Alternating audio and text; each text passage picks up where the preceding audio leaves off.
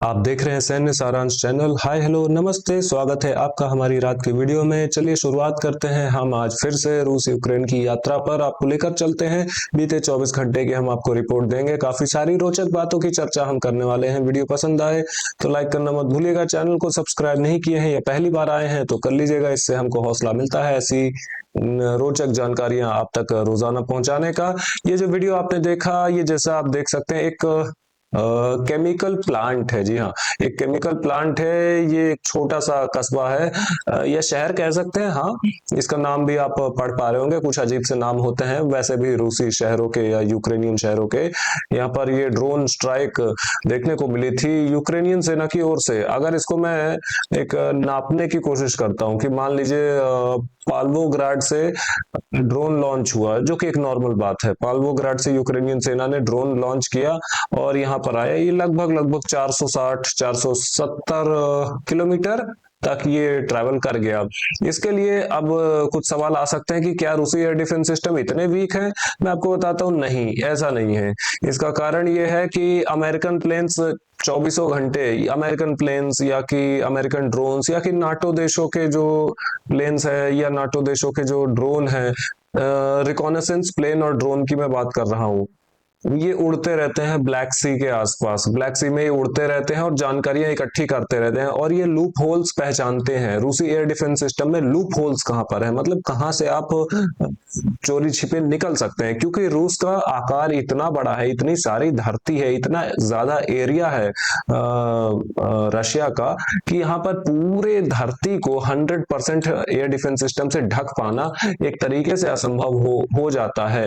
ये कितना air defence system आप लगाएंगे एक एक कोने में? आप इतने बड़े, आप दुनिया के सबसे बड़े देश में एक एक कोने में आप एयर डिफेंस सिस्टम नहीं लगा सकते हैं। इसी कारण से अमेरिका की सहायता के बल पर अमेरिका के रिकॉनेसेंस प्लेन और जो ड्रोन है, जो जानकारियां देते हैं, इंटेलिजेंस शेयर करते हैं यूक्रेन को और अलग अलग नाटो देशों के भी प्लेन और ड्रोन्स।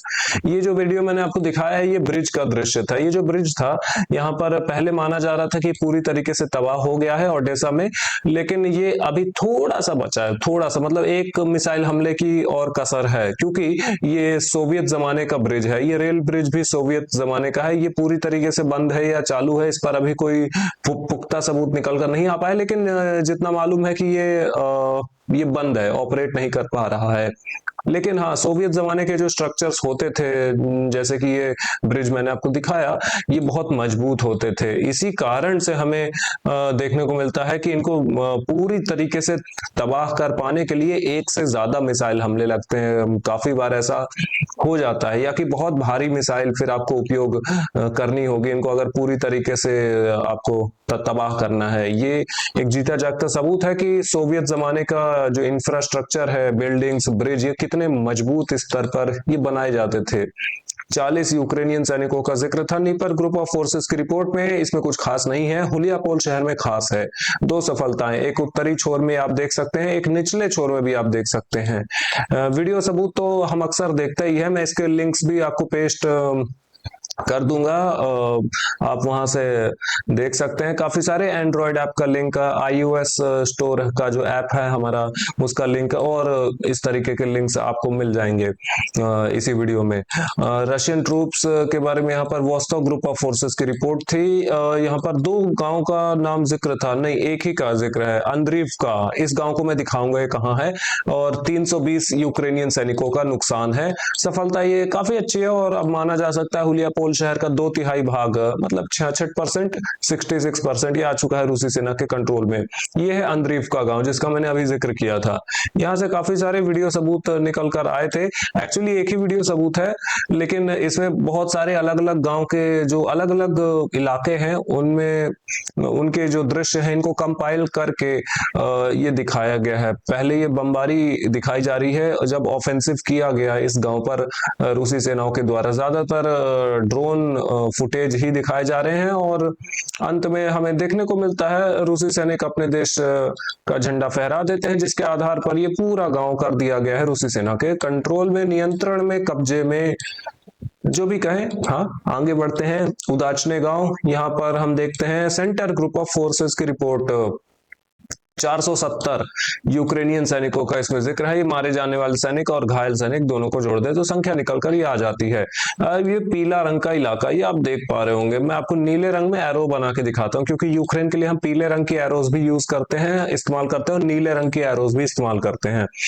इस तरीके से यहाँ पर एक बहुत खतरनाक चाल चलने की कोशिश की गई है यूक्रेन के द्वारा, और एक सफलता मार्क की गई है इसी के आधार पर मेन रोड से लगे हुए इलाके में। इसमें निश्चित तौर पर आप समझ लीजिए कि बहुत ज्यादा नुकसान सहना पड़ रहा है यूक्रेन को, लेकिन ये मैं बताऊं कि ये किया क्यों जा रहा है। कुपियांस्क में हो रहा है और अब पक्रोव्स्क में इस बात की शुरुआत हो चुकी है।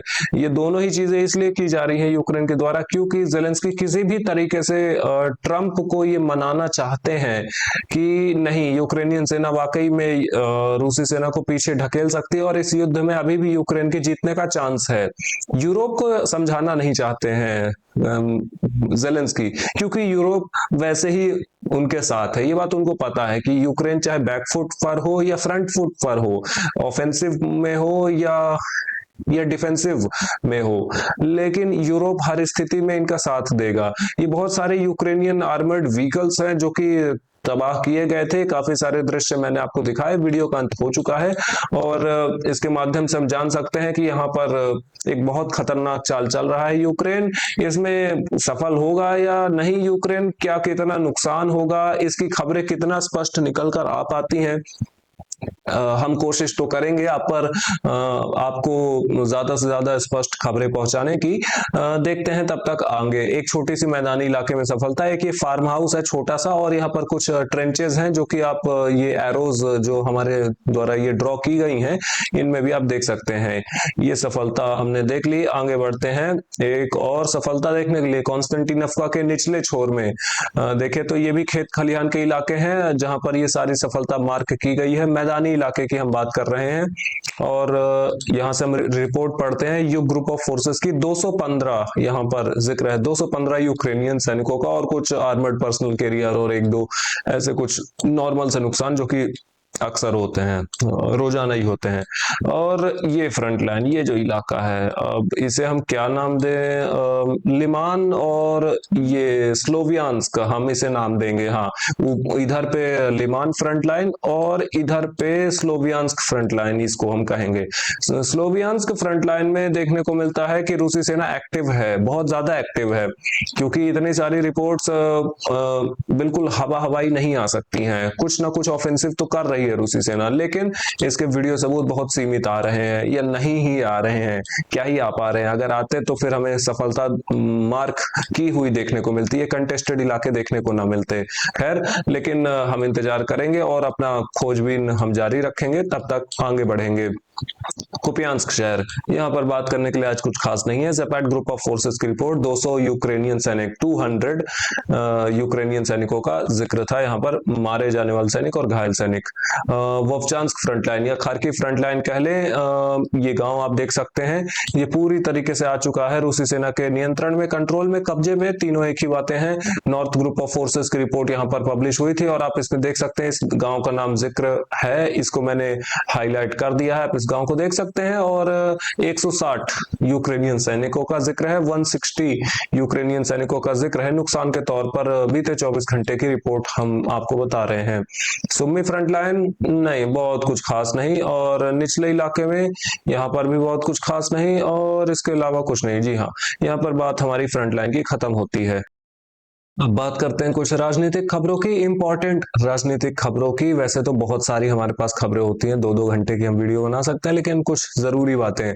मॉस्को और अमेरिका यानी रशिया और अमेरिका के बीच में एक बातचीत हुई है, कुछ न्यू राउंड ऑफ मीटिंग्स हुई हैं, जिसका टॉपिक था म्यूचुअल इरिटेंट्स। म्यूचुअल इरिटेंट्स का मतलब है एक ऐसे इरिटेटिंग फैक्टर्स जो कि दोनों ही देशों को पसंद नहीं है, अमेरिका और रूस को पसंद नहीं है। कुछ ऐसे फैक्टर्स जो कि इस युद्ध में शांति नहीं लाना चाहते हैं और रोक रहे हैं। ये कौन से फैक्टर्स हैं? अगर मैं अपना अनुमान बताऊं, ये यूरोपियन यूनियन है।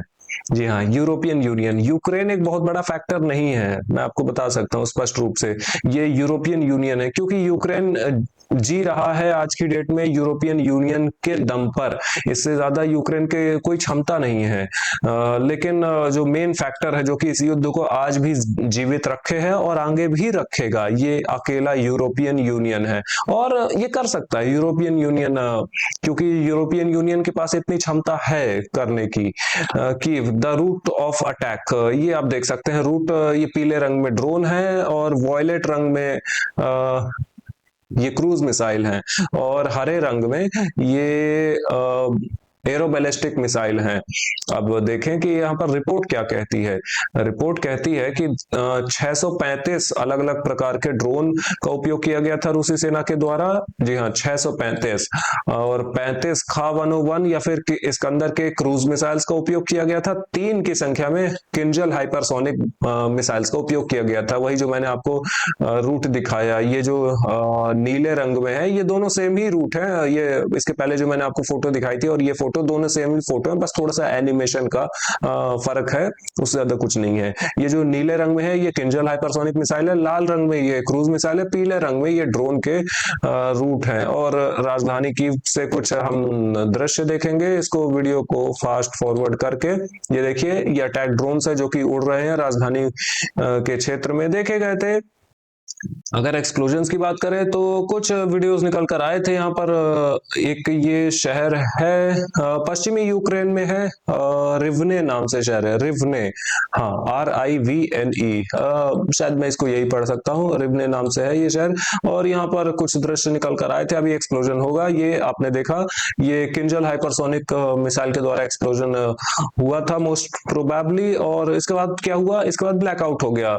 आप अभी देखेंगे कुछ लाइट्स आपको दिख रही होंगी, और ये एक्सप्लोजन होने के बाद पूरे शहर की लाइट्स अभी गायब हो जाएंगी। मैं थोड़ा सा वीडियो को आगे बढ़ाता हूँ, फास्ट फॉरवर्ड करता हूँ, जिससे कि हम देख पाएंगे थोड़ा सा आगे में भी। हाँ, यहाँ पर इसके बाद फिर ब्लैकआउट की स्थितियां देखने को मिलती हैं। जो थोड़े बहुत घरों में यहाँ पर लाइट थी, वहां पर सोलार पैनल्स का उपयोग होता है, क्योंकि यूक्रेन के लोग ये जानते हैं कि अगर अपने बिजली की पूर्ति करनी है तो सोलार पैनल्स के द्वारा ही ये की जा सकती है, सूर्य ऊर्जा के द्वारा। Ministry of energy of Ukraine ने भी रिपोर्ट किया था कि 2 एरियाज, ये आप देख सकते हैं, 2 अलग अलग राज्य हैं जहां पर कंप्लीटली ब्लैकआउट हो गया, कंप्लीट ब्लैकआउट। ये पश्चिमी यूक्रेन की हम बात कर रहे हैं, जी हाँ, पश्चिमी यूक्रेन में भी अब ब्लैकआउट हो चुके हैं, कंप्लीट ब्लैकआउट की स्थितियां आ चुकी हैं कुछ पश्चिमी यूक्रेन के राज्यों में। अभी तक ये ओडेसा और राजधानी कीव और ईस्टर्न यूक्रेन यानी नीप्रो नदी के ईस्ट साइड, पूर्वी छोर पर ये चीजें देखने को मिलती थी, लेकिन अब ये लगभग पश्चिमी यूक्रेन में भी बहुत तेजी से फैल रही हैं। कुछ और आखिरी जरूरी खबरें, जेलेंस्की ने कहा था कि ये चाइनीज ऑफिशियल्स, चाइना के जो सरकारी अधिकारी हैं, इनके ऊपर ये सैंक्शंस लगाएंगे for supporting Russian aggression. Russia का सपोर्ट करने के लिए यूक्रेन चाइना पर सैंक्शंस लगाएगा, प्रतिबंध लगाएगा। इससे ज्यादा मेरे ख्याल से एक हंसने योग्य बात और कुछ नहीं आज के दिन में मुझे नहीं मिली। ये सबसे बड़ी हंसने की बात मेरे को मिली आज के दिन में। In the coming days Russians में launch a massive strike on Ukraine. Massive strike launch कर सकते हैं आने वाले दिनों में। खैर, आने वाले दिनों में क्या करेंगे, अभी कर भी रहे हैं। Umerov return to Kyiv. Umerov जो कि पहले भाग गए थे, ये वापस आ चुके हैं यूक्रेन में, ऐसा कहना है। And reported on negotiations with the Ukraine. नहीं नहीं, मैंने आपको थोड़ा सा उल्टा सीधा मैंने बता दिया। मैंने इनको किसी और यूक्रेनियन अधिकारी के साथ इनको जोड़ लिया, ये मिसकंसेप्शन था मेरा। मैं आपको बता देता हूँ, ये उमेरोव एक हाई रैंकिंग ऑफिशियल है, राष्ट्रपति ऑफिस के ही ऑफिशियल है, और ये जेलेंस्की के बहुत क्लोज हैं, बहुत क्लोज हैं। इनको अमेरिका भेजा गया था बातचीत करने के लिए अमेरिकी ऑफिशियल्स के साथ, जिसके आधार पर अमेरिकी ऑफिशियल्स ने कुछ क्लेम भी किया था कि हाँ, एक ब्रेक थ्रू हमें मिल गया है, हो सकता है शांति आ जाए। ये 1-2 दिन के अंदर की बात है। मैंने आपको रिपोर्ट इसलिए नहीं किया क्योंकि मुझे कोई इंटरेस्ट नहीं है ऐसी बातों में ज्यादा रिपोर्ट करने में। मैं जानता हूं कि शांति नहीं आने वाली है। ये सारी उड़ती उड़ती बातें हैं जो कि लोगों को एंटरटेन करने के लिए दी जाती हैं। समय समय पर यूक्रेन के द्वारा ऐसी बातें दी जाती हैं कि नहीं, आप उम्मीद मत हारिए, शांति आएगी, शांति आएगी। लेकिन जो लोग जानते हैं इस युद्ध को, वो जानते हैं कि शांति नहीं आएगी। Incoming data but no specific देश। ये देखिए, यहाँ पर अलग अलग इलाकों में में क्या कुछ हमले किए गए थे रूस के द्वारा। Here is the interim data summary of this mornings combined attack. आज बीते 24 घंटे में कहां कहां पर हमले हुए थे देखिए। ये थर्मल पावर प्लांट, दूसरा ये थर्मल पावर प्लांट, तीसरा है हाइड्रो इलेक्ट्रिक पावर प्लांट, चौथा power facilities in Lviv and this oblast, पश्चिमी यूक्रेन में चेर्निहिव ओब्लास्ट में इंडस्ट्रियल फैसिलिटीज पर हमले हुए थे, ओडेसा में, निप्रो ओब्लास्ट में, चेर्निहिव ओब्लास्ट में, और भी ओब्लास्ट में, यानी ओब्लास्ट यानी राज्य की मैं बात कर रहा हूँ। यूक्रेनियन और रूसी भाषा में ओब्लास्ट का मतलब होता है राज्य। और इनकमिंग डेटा खार्किव ओब्लास्ट में, ये कीव ओब्लास्ट में, पूरे यूक्रेन में ही हमले हुए थे। मैंने आपको संख्या तो खैर आपको मैंने बता ही दी है, अब इसमें ज्यादा कुछ मेरे ख्याल से ये बचा नहीं है। मास Ukrainians have begun fleeing the Ukrainian armed forces not only because of losses but because of a lack of money, क्योंकि इनको तनख्वाह ही नहीं मिलती है। जब किसी व्यक्ति को सैलरी ढंग से नहीं मिलेगी, वो फ्रंट लाइन पर जाएगा लेकिन जीवित वापस नहीं लौटेगा, तो फिर लोग भागेंगे। ये ऑब्वियस सी बात है। इस वीडियो के लिए इतना ही। लाइक करें, सब्सक्राइब करें, शेयर करना मत भूलिएगा। ऐसे इन्फॉर्मेटिव वीडियोस रोजाना देखने के लिए। Have a good day, bye bye.